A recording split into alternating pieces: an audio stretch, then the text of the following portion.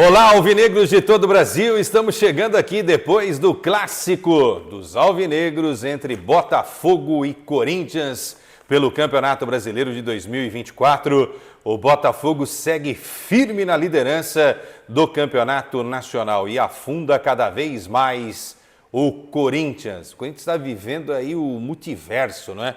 Torcida empolgada com a possibilidade de ganhar título da Copa do Brasil, está na semifinal contra o Flamengo, está sonhando com a Sul-Americana, está nas quartas de final contra o Fortaleza, mas no Campeonato Brasileiro, ó, o Corinthians parece aquele carro que atolou na lama, não consegue, não está acelerando, mas não consegue.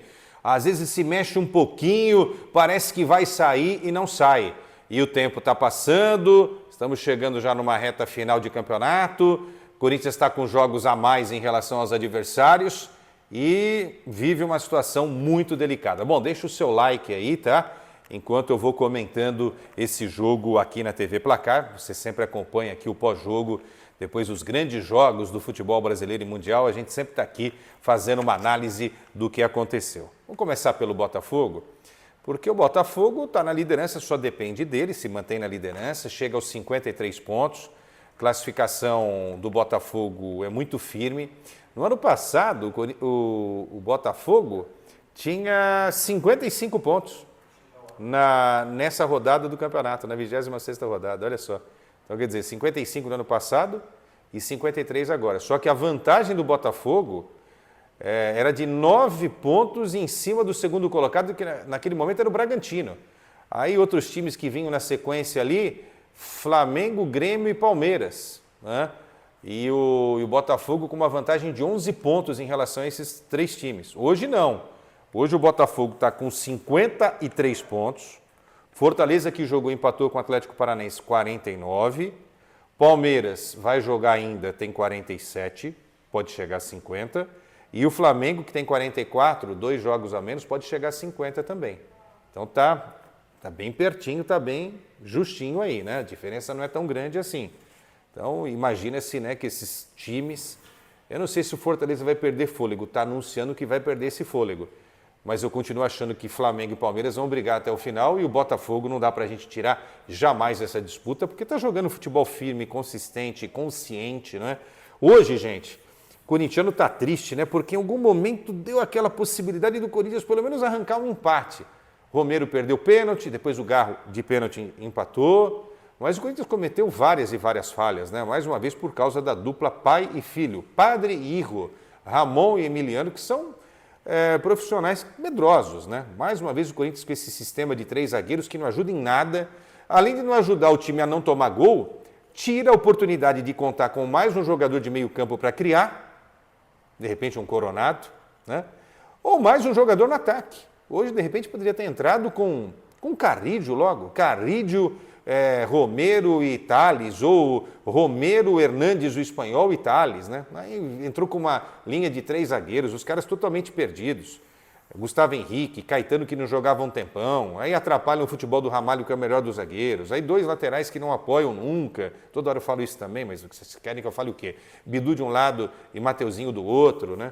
E o Hugo Souza foi maravilhoso, porque eu anotei aqui, foram 7 intervenções absurdas do Hugo no primeiro tempo. E o Corinthians só teve 2 cabeçadas, uma do Romero e outra do Ranielli, que não fizeram cócegas. Aos 3 minutos, o José Martínez deu um passe errado, o Almada chutou, Hugo, defesaça. Aos 6, o Danilo Barbosa de longe, o Hugo outra vez, o Corinthians dando espaços. O Almada, aos 9, chutando cruzado, o Hugo defendeu. Aí o Hugo encaixou outro chute do Luiz Henrique aos 21, aos 23, 2 lances, Luiz Henrique e o Igor Jesus, o Igor de cabeça, uma defesaça do Hugo, e o Hugo aos 24 afastando outra possibilidade. Aí aos 39 não teve jeito. Aos 39, o Almada deixou o Ranielli com a bunda grudada no chão, encontrou o Savarino já teve ali uma facilidade de criar o espaço em cima do Ramalho, cruzou, e aí o Luiz Henrique sozinho, estava a bola, o Luiz Henrique... O Hugo nada pôde fazer porque estava tentando evitar o cruzamento e o Luiz Henrique mandou a bola para o fundo da rede, sem marcação Luiz Henrique também, né? E aí 1-0 para a equipe do Botafogo. O Ranielli, que jogou mal e errou nos dois lances, a gente vai falar do segundo do Botafogo, né? Porque ele falhou nesse lance da marcação do Almada, ele sofreu um pênalti do Alexander Barbosa, um pênalti, uma falta dentro da área juvenil. O Alexander Barbosa não foi na bola, visou o corpo, quase mandou o Ranieri para fora do estádio. Juvenil, zagueiro argentino do Botafogo, pênalti. Aí o Romero foi lá, bateu. O Romero acho que achou que era o Pelé, não sei se era o Pelé, o Djalminha, o Marcelinho, o Carioca, os caras que fazem as paradinhas, o Neymar, né? E aí foi brincar, não se pode brincar, embora tenha todo o crédito, né? O Romero é um cara raçudo, não vamos desconsiderar isso, mas num jogo tão difícil como esse, uma oportunidade que pinta contra um time como um Botafogo, não dá para fazer graça, né? E fez graça, não se faz graça. No futebol não dá espaço para gente que faz graça, né? E quem faz graça é quem tem que ter uma capacidade técnica absurda para poder depois se garantir, né? O Romero tem crédito, ok, mas não fez uma partida boa, não só pelo pênalti, tá? Mas movimentação, decisões erradas, dominando errado, dando passes também que não eram os mais certeiros, enfim. No segundo tempo, incrível, né? A dupla Ramon e Emiliano conseguiram fazer. O Emiliano não estava hoje no banco, estava suspenso, mas eu sempre falo porque o pensamento dos dois é igual. O Ramon fez uma alteração legal, ele tirou o Caetano e colocou o Bidon, isso foi legal. E ele colocou o Hernandes na vaga do Tales, isso eu não gostei. Eu teria tirado o José Martínez e o Caetano, teria colocado o Bidon e o Hernandes, sem sacar o Tales Magno, tá? Aí o que aconteceu? O Botafogo retraiu com a ideia de fazer o contragolpe, e o Corinthians melhorou o jogo dele, né? Tanto é que o Garro empatou o jogo, como eu disse aqui, né, na cobrança de pênalti. O pênalti foi aos 11, aí demorou um pouquinho para cobrar a penalidade. Aí o Corinthians estava no jogo outra vez. Aí teve um cruzamento na área, o Ranieri foi afastar de cabeça, só que ele afastou para meia-lua da grande área. Pô, Ranieri, você não é um jogador juvenil, pô, você não começou ontem a carreira. O Ranieri tinha que ter afastado a bola ou para a lateral ou para a linha de fundo, para escanteio. Deu escanteio, pronto.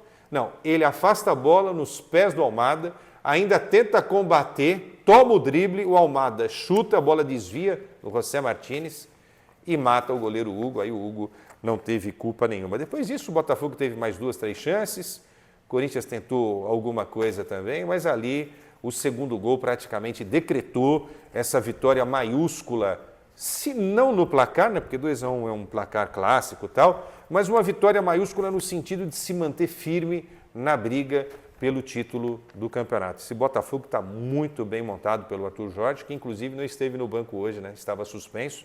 Mas o time joga por música, né? Entende o pensamento do treinador e hoje jogou o futebol que o Botafogo está acostumado para brigar pelo título até o final, hoje virtual campeão, e o São Paulo que se cuide, né? Vou botar o São Paulo na história porque para segurar esse Botafogo na Libertadores, o São Paulo vai ter que jogar o que não está jogando, né? Então, é bom que o Zubeldia tenha visto o jogo hoje. Bom, o Corinthians, 25 pontos, 26 jogos. O Corinthians está com jogos a mais do que um monte de gente aí, né? Então, enquanto não tiver a tabela cheia e equilibrar essa coisa de número de jogos, vai ser realmente muito difícil. Para fechar agora, só para falar do Corinthians, quando o time estiver pronto do meio para frente com todos os jogadores à disposição, o Bidon é melhor do que todos esses volantes aí que o Corinthians contratou. José Martínez, Charles, Ranieri. O Alex Santana, quando voltar e está para voltar, o meio campo tem que ser Bidon, Alex Santana, Garro, e o ataque com Carrillo, Memphis Depay e Tales Magno. Sem inventar o dupla Padre e Hijo, sem inventar, é isso. E 2 zagueiros só. Já que os 2 laterais não apoiam, você faz a linha de 4 na marcação, os caras não precisam sair para nada. Os 2 volantes ajudam. O Garro ainda volta e o Carrillo também compõe. Taticamente, o Carrillo é um baita no jogador. Pronto, ok? E o Tales também é jovem, pode correr. Esses caras correm desde pequeno, pô, né? É isso. Para o Corinthians tentar ser um pouco mais ofensivo, porque se o Corinthians continuar nessa vibe de entrar com 3 zagueiros, isso não está funcionando. O Corinthians não consegue deixar de tomar gol e tira o potencial de armação e de ataque do time. Será que esses caras não conseguem enxergar isso? Parabéns, Botafogo! O Botafogo só depende dele, hein?